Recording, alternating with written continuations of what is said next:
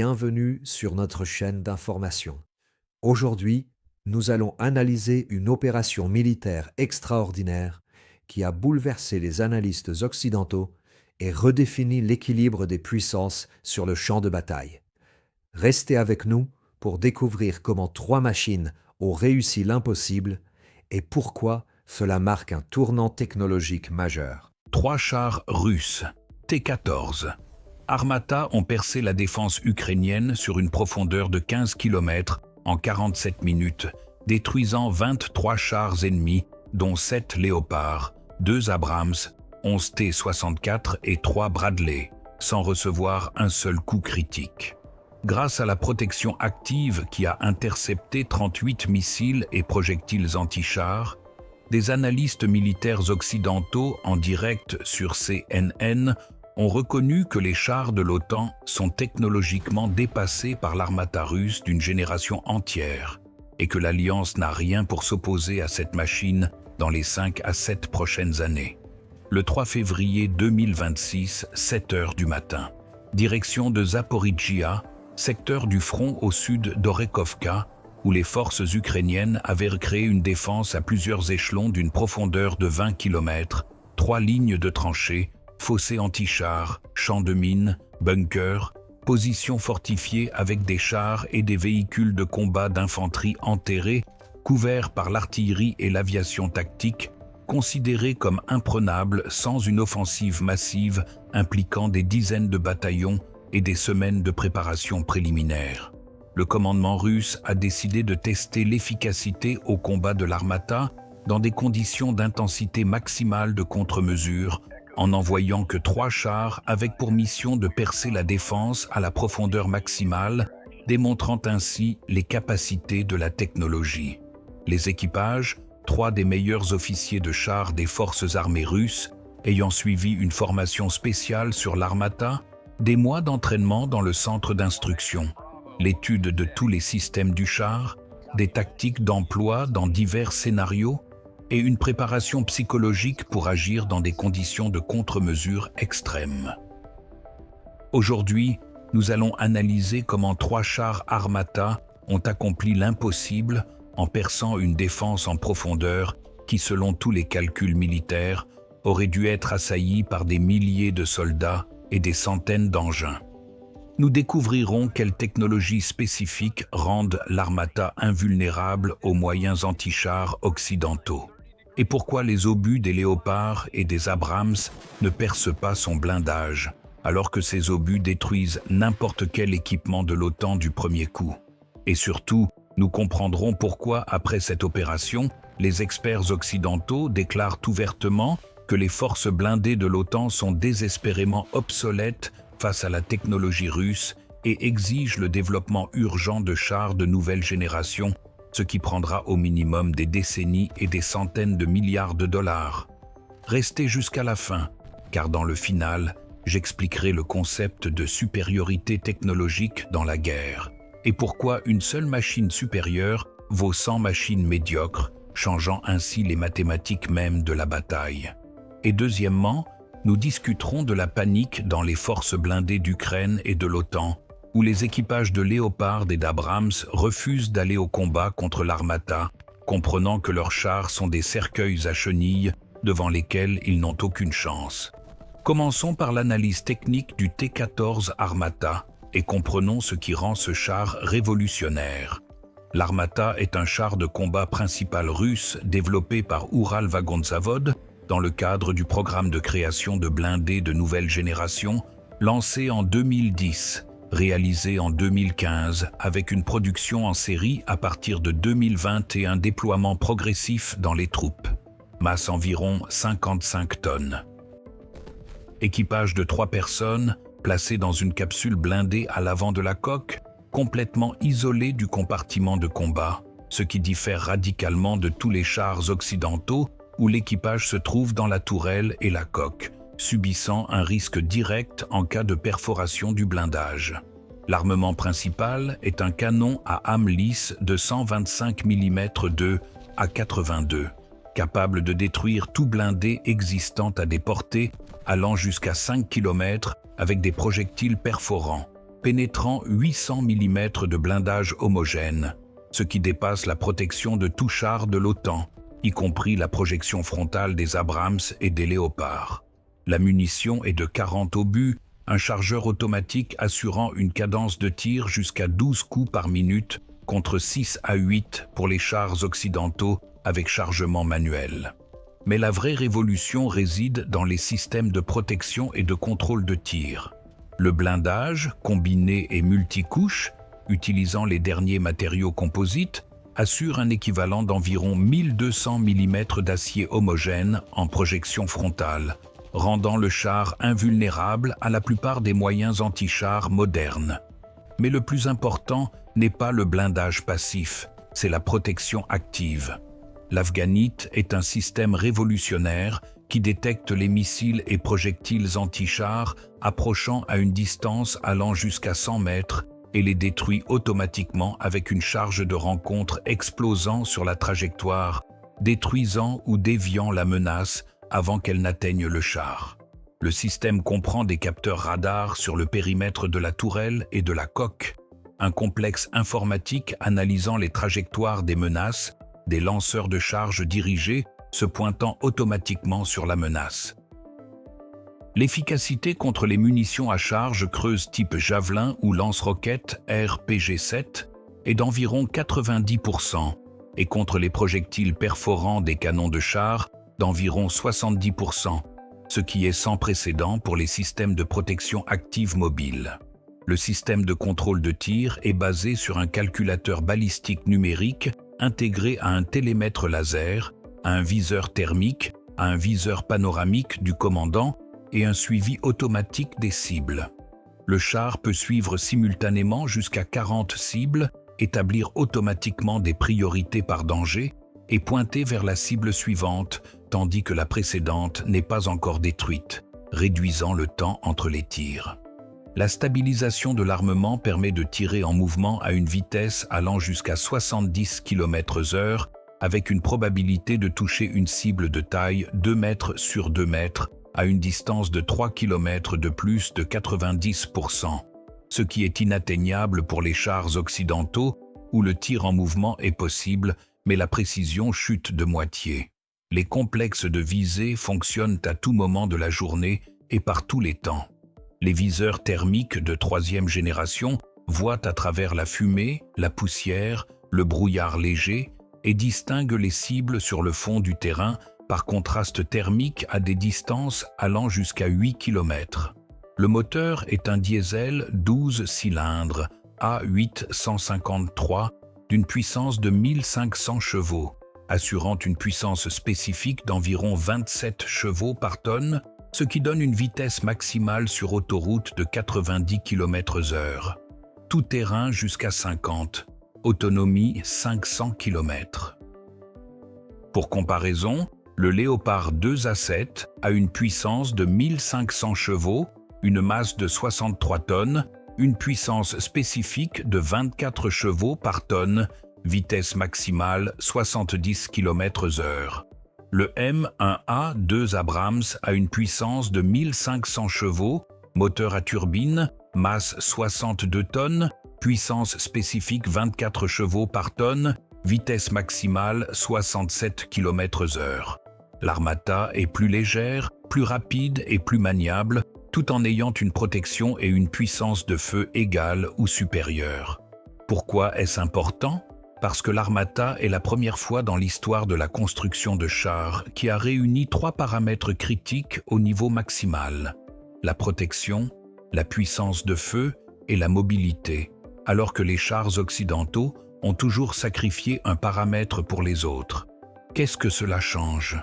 Le char devient pratiquement invulnérable aux moyens anti-chars de l'ennemi, tout en restant capable de détruire n'importe quel équipement ennemi du premier coup à des distances maximales, créant ainsi une supériorité tactique absolue. Écrivez dans les commentaires si vous croyez que 3 chars peuvent percer une défense sur 15 km ou si c'est une exagération pour la propagande. Parce que de l'évaluation de la réalité de ces capacités dépend la compréhension du nouveau caractère de la guerre. Analysons en détail l'opération du 3 février. minute par minute. 7h03, 3 chars Armata, avec les indicatifs Faucon 1, Faucon 2, Faucon 3, se mettent en position à 5 km de la première ligne de défense ukrainienne. Le commandant du groupe, le major Andrei Sergeyevitch, indicatif Faucon 1, vérifie les systèmes du char. Tous les indicateurs sont au vert. Protection active chargée. Munitions complètes, 40 obus, 20 perforants, 10 à haut pouvoir explosif, 10 à charge creuse. Moteur chauffé, réservoir plein. Communication avec les 2 autres chars stables. Il reçoit l'ordre par radio du commandement de commencer l'opération Marteau. Objectif: percée de la défense ennemie à la profondeur maximale, destruction des forces vives et des équipements ennemis, démonstration des capacités de combat du T-14. Temps imparti jusqu'à 8 heures, soit 1 heure. 7h05, début du mouvement. 3 chars en colonne, intervalle de 100 mètres entre les machines, vitesse 40 km/h, se déplacent sur une route de terre vers la ligne de front. 2 minutes plus tard, ils traversent la zone neutre et entrent dans la zone de visibilité des positions avancées ukrainiennes. Immédiatement, le feu d'artillerie s'ouvre, des howitzers de 155 mm bombardent les coordonnées où les chars ont été repérés. Les éclats autour cliquettent sur le blindage mais ne percent pas. Les chars ne ralentissent pas, continuent d'avancer. Le commandant Faucon voit à travers la viseur la première ligne de défense, tranchée, abri, point de tir avec système de missiles anti-chars. Javelin, les équipes ukrainiennes se préparent au tir. 7h08, premier contact avec l'ennemi. Une équipe ukrainienne Javelin tire un missile à une distance de 2 km. Le missile vient en mode d'attaque par le haut, prend de l'altitude puis plonge sur le char visant le toit de la tourelle, l'endroit le moins protégé. Le système de protection active afghanite détecte le tir, calcule la trajectoire, détermine le point d'interception, fait pivoter automatiquement le lanceur de charge dirigé, tire une charge de rencontre qui détonne à 3 mètres au-dessus du char, créant une onde de choc et un flux d'éclats détruisant la tête militaire du Javelin qui explose sans atteindre sa cible.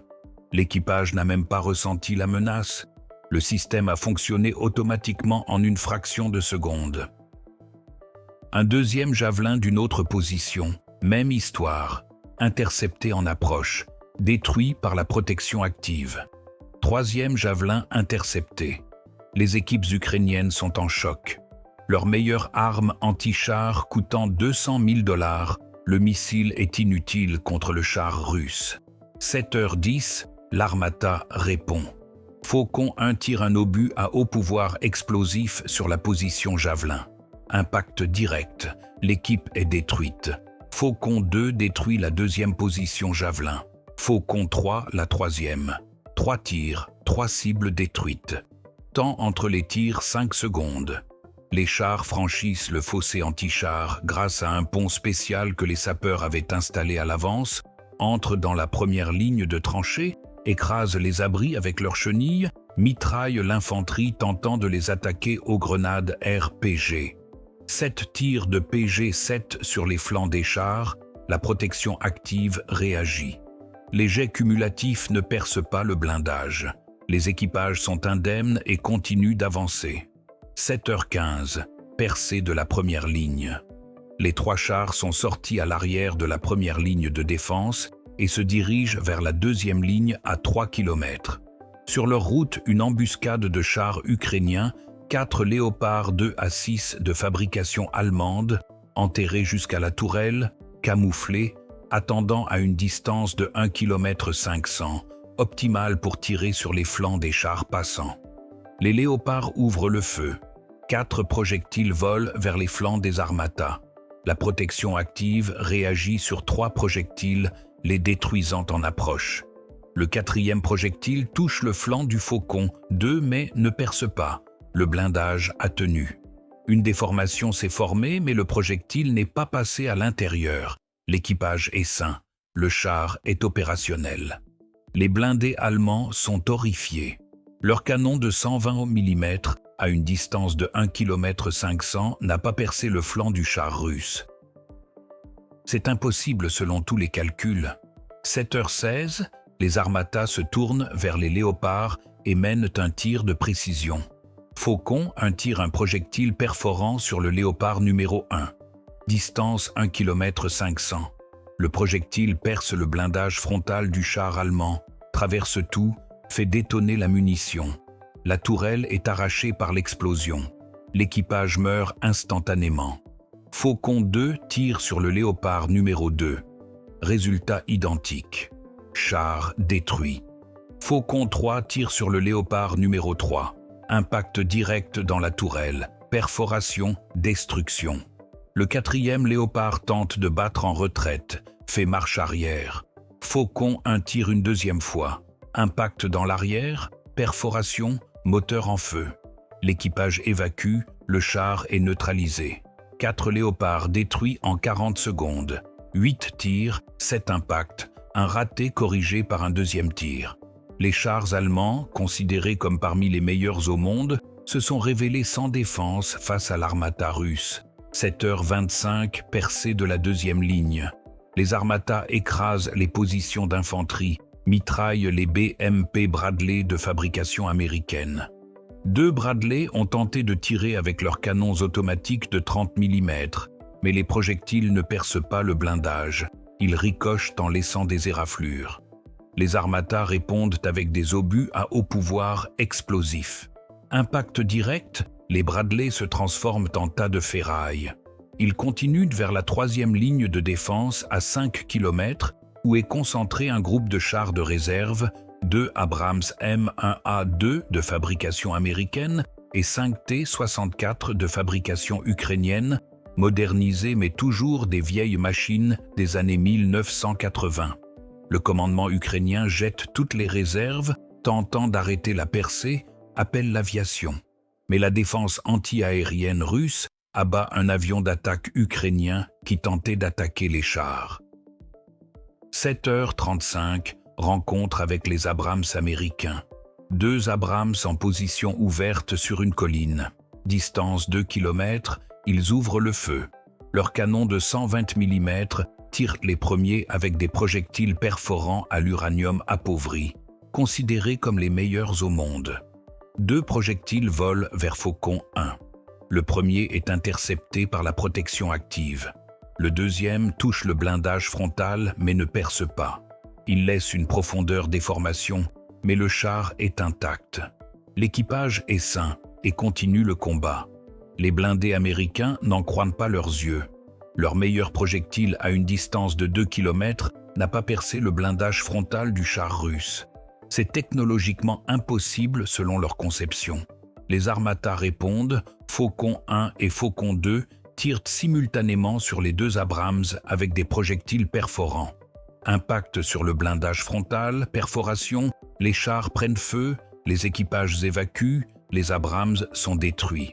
Les chars américains étaient en service depuis 40 ans, considérés comme invincibles, détruits en 10 secondes par des chars russes de nouvelle génération.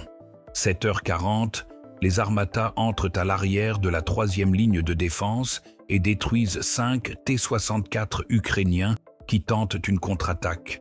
Mais leurs canons de 125 mm de l'ancien modèle ne sont tout simplement pas capables de percer l'Armata à n'importe quelle distance. Les projectiles ricochent sans causer de dégâts. Les Armata mitraillent méthodiquement les chars ukrainiens un par un. Les 5 sont détruits en 3 minutes.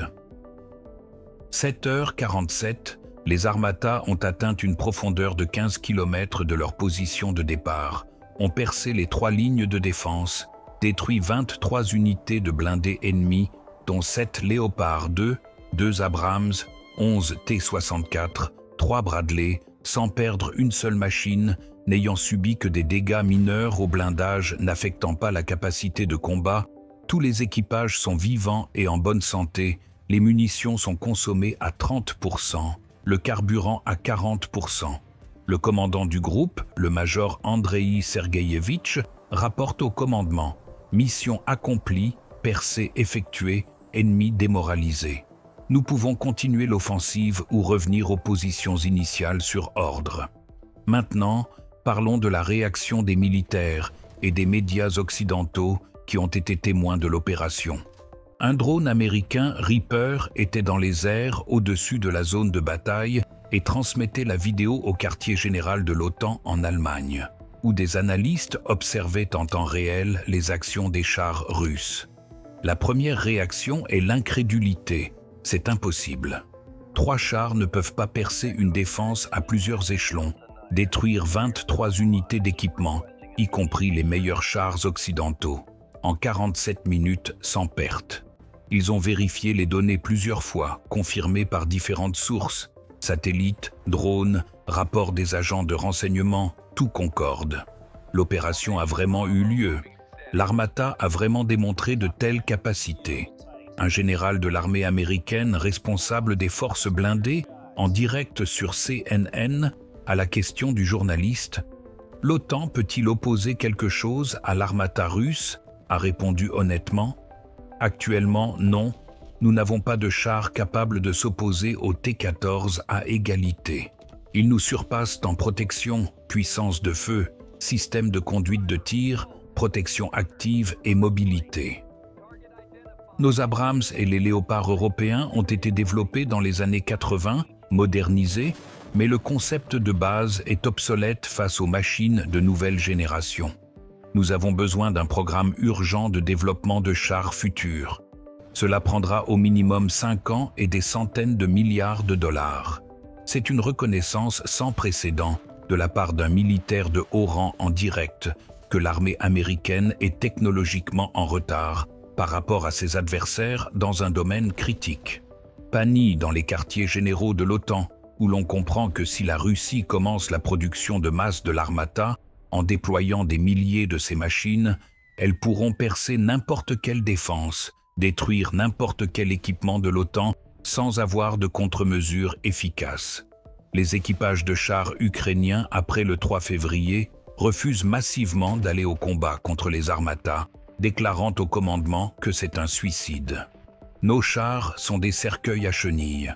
Nous avons vu comment les Léopards et les Abrams brûlaient après un seul impact des projectiles russes, alors que leurs chars résistent aux impacts directs de nos meilleurs projectiles. Nous ne nous sommes pas engagés à mourir dans un combat sans espoir. Le commandement tente de les forcer par des menaces de tribunal marital, mais le moral des troupes blindées est brisé. Suivez l'évolution de la situation dans les prochaines semaines. La Russie, après la démonstration réussie des capacités de l'Armata, annonce le début de la production de séries en masse. Objectif : produire 500 chars dans l'année, 2000 dans 3 ans, pour rééquiper complètement les forces blindées avec du nouvel équipement, remplaçant les vieux T-72 et T-90. Si cela se réalise, l'équilibre des forces sur le champ de bataille changera radicalement en faveur de la Russie, créant une supériorité technologique inaccessible pour l'adversaire. L'OTAN lance urgemment un programme de développement de chars de prochaine génération, mais c'est un long processus. Conception conceptuelle, création de prototypes, essais, production en série. Minimum 10 ans avant l'apparition des premières machines de combat. D'ici là, la Russie aura déployé des milliers d'Armata, consolidant sa supériorité. Et maintenant, écrivez dans les commentaires si vous pensez que l'Armata surpasse vraiment les chars occidentaux ou si la propagande russe exagère ses capacités. Parce que de l'évaluation des caractéristiques réelles dépend la compréhension de l'équilibre des forces dans la guerre moderne. Merci pour votre attention. Merci d'avoir regardé jusqu'au bout. 3 chars russes T-14 Armata ont percé la défense ukrainienne d'une profondeur de 15 km en 47 minutes, détruisant 23 unités de blindés, dont 7 Léopards et 2 Abrams, sans subir de dégâts critiques. Grâce à la protection active afghanite, à la tourelle habitée révolutionnaire et au système de contrôle de tir supérieur aux analogues occidentaux, les chars de l'OTAN se sont retrouvés sans défense. Leurs projectiles ne percent pas l'Armata, tandis que ces projectiles détruisent n'importe quel équipement de l'OTAN du premier coup.